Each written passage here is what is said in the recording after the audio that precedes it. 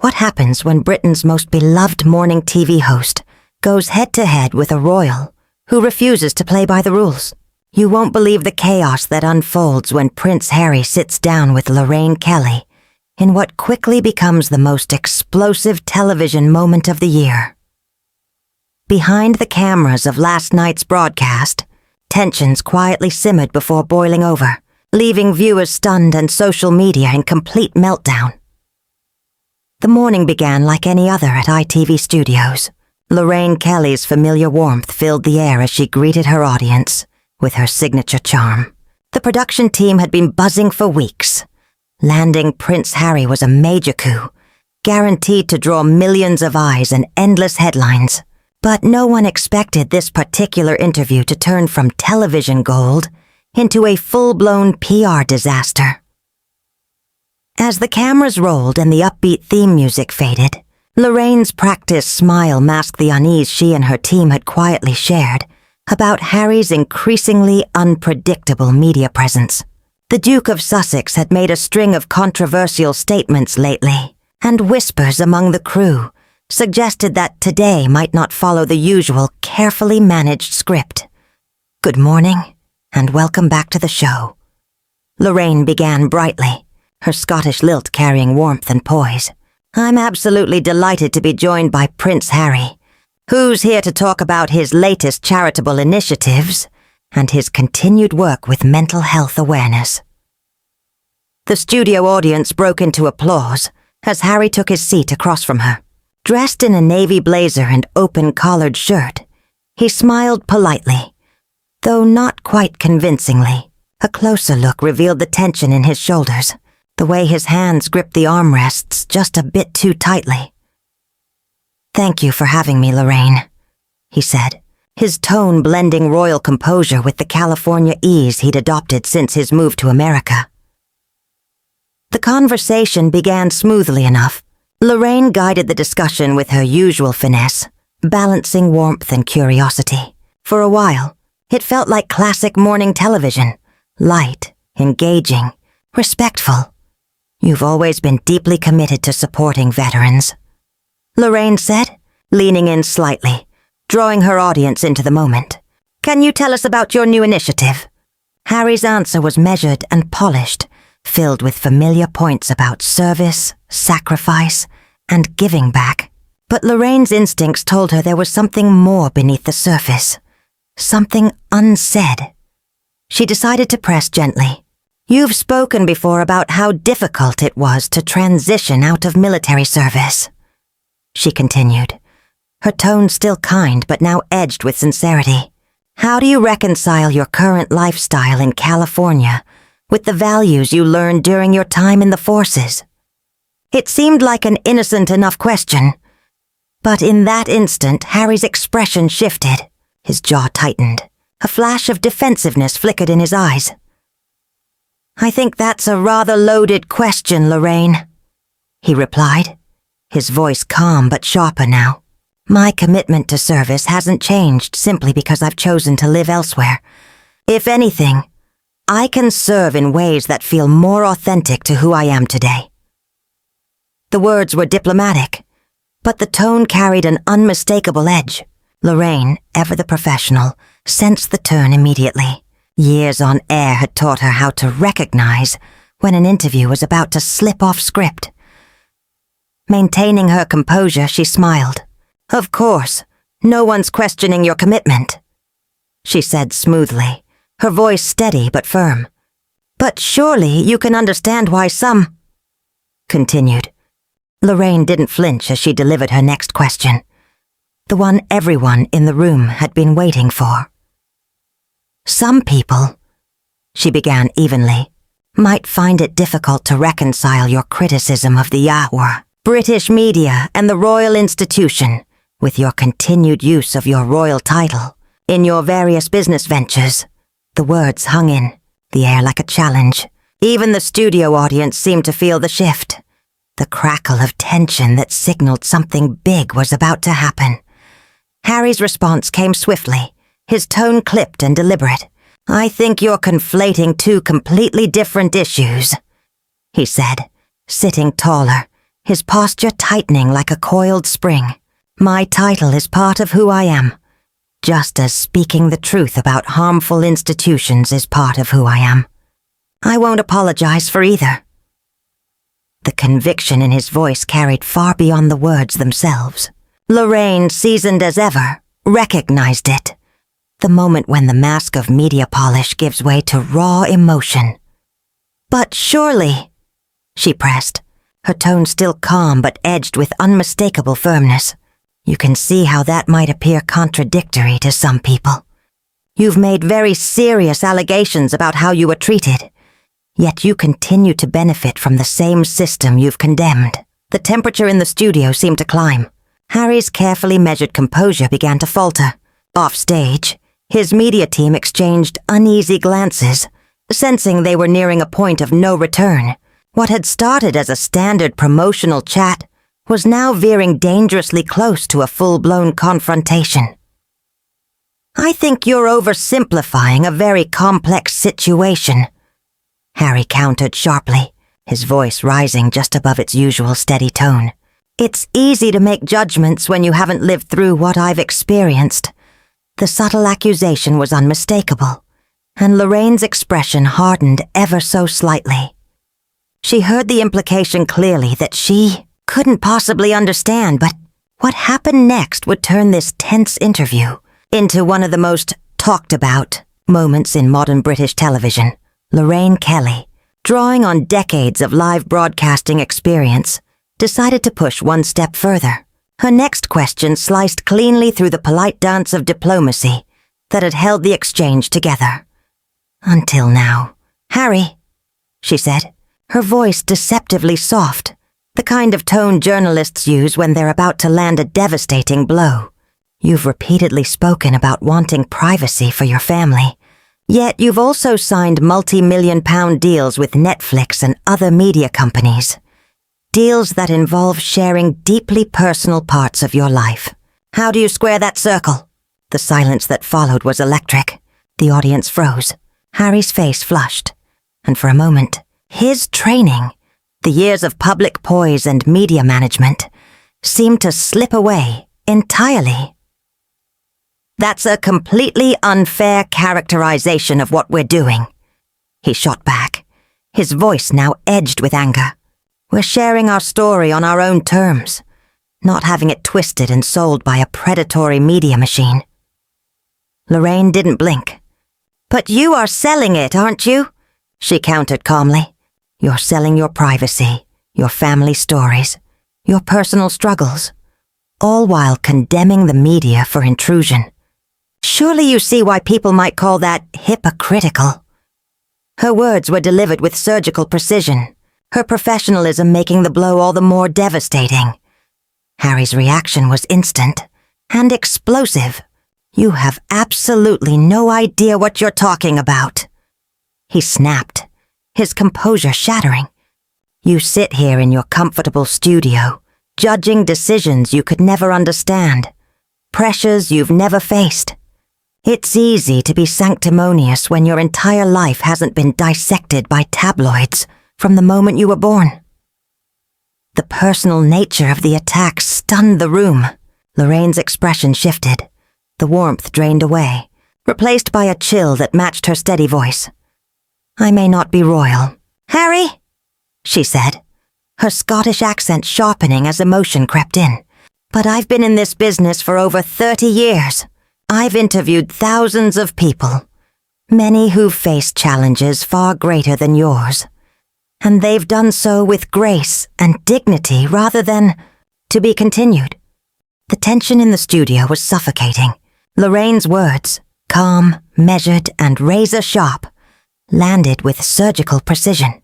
The audience held its collective breath. Harry's response came almost instantly, his tone dripping with disdain. "Grace and dignity," he repeated, each word laced with mockery. "Is that what you call this ambush? Is this your idea of dignified journalism? Bringing me on under false pretenses just to score cheap points with questions designed to make me look bad?" The accusation cut through the air like a blade. For the first time, Lorraine's polished composure began to crack, Her jaw tightened as she fired back, her voice rising ever so slightly. "Nobody brought you here under false pretenses," she said, the edge in her tone unmistakable. "You came to promote your work, and I'm asking fair questions about the contradictions in your public statements.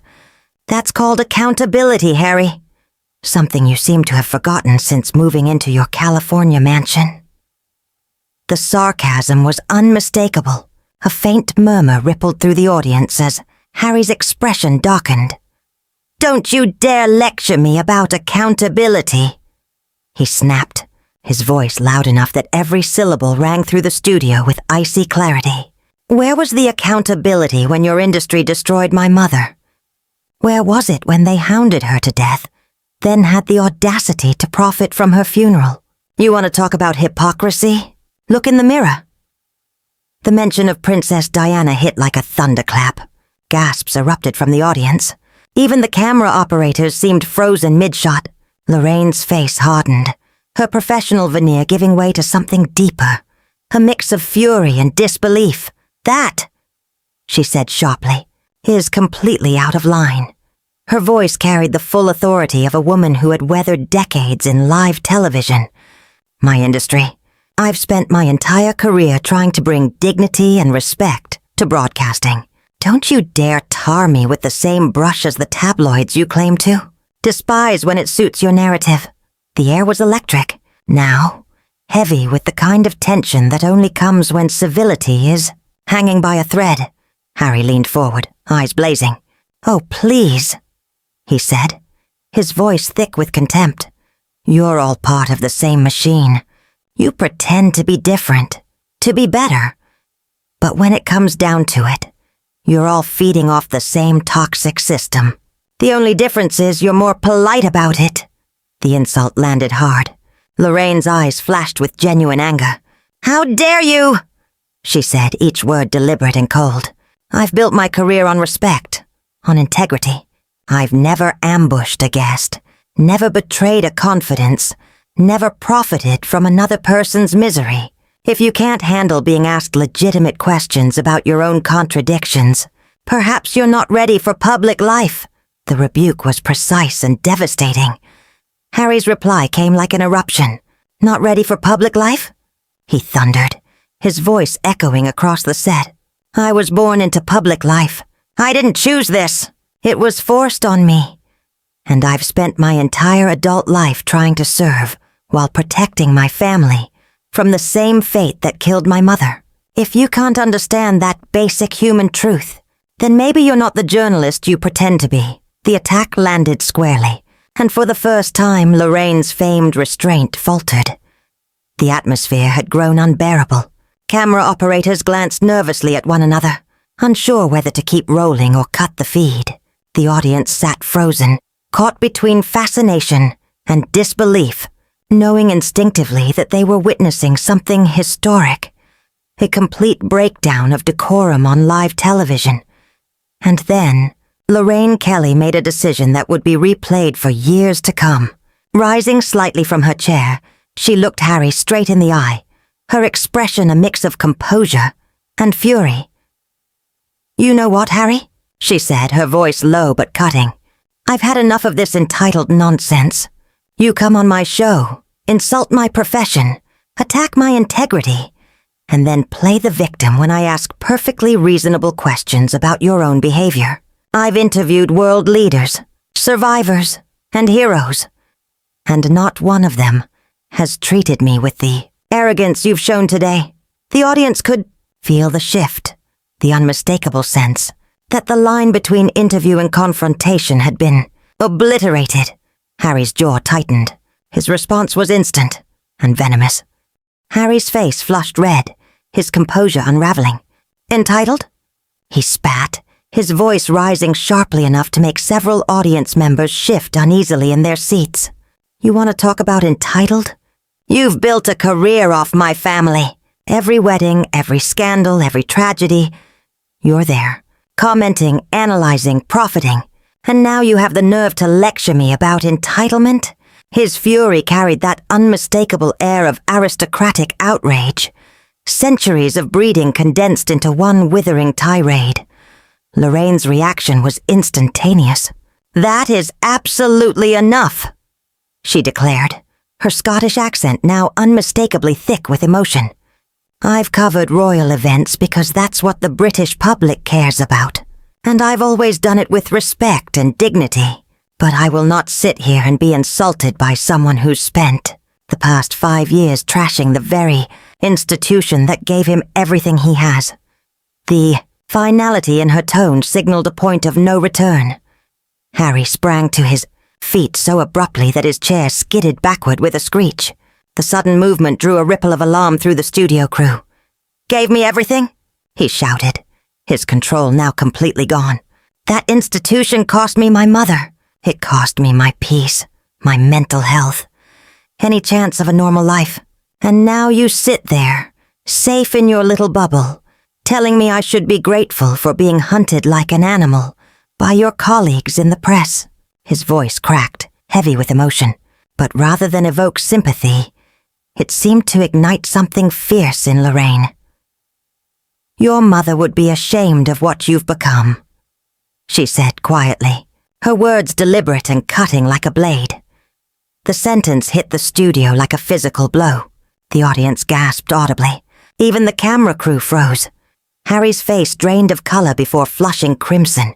"How dare you!" he whispered, the menace in his low tone more chilling than a shout. "How dare you presume to know what my mother would think? You didn't know her. You never even met her. You're just another vulture building a career on her memory." The accusation hung heavy in the air. Lorraine didn't flinch. Her voice remained steady, the calm of a woman who had weathered worse storms and refused to back down. "I may not have known her personally," she replied, her words even but resolute. "But I know she raised you to respect others, to serve with dignity, and to put duty before personal gain. Everything you've done since leaving Britain has been the opposite of that." The rebuke landed hard. For a fleeting moment, Harry stood frozen, visibly struggling for words. "You sanctimonious, hypocritical," he began, his voice rising again, but Lorraine cut him off with a firm, commanding gesture. "No," she said, rising to meet him eye to eye. "You don't get to come on my show, insult everything I stand for, attack my integrity, and then throw a tantrum when you're held accountable for your own words and actions. This interview is over." Her words echoed through the studio like a gavel strike. "Fine!" Harry shouted, ripping off his microphone with such force that the speakers screeched. "This is exactly why I left this backward, small-minded country. You're all the same, petty, jealous, incapable of understanding anyone who dares to challenge your outdated nonsense." He hurled the microphone onto his chair, the crash echoing in the stunned silence. "Security," Lorraine called calmly, her authority absolute. "Please escort the prince off the premises. This show has standards, and he clearly doesn't meet them." The remark hit harder than any insult. Harry froze, momentarily taken aback. "You're throwing me out?"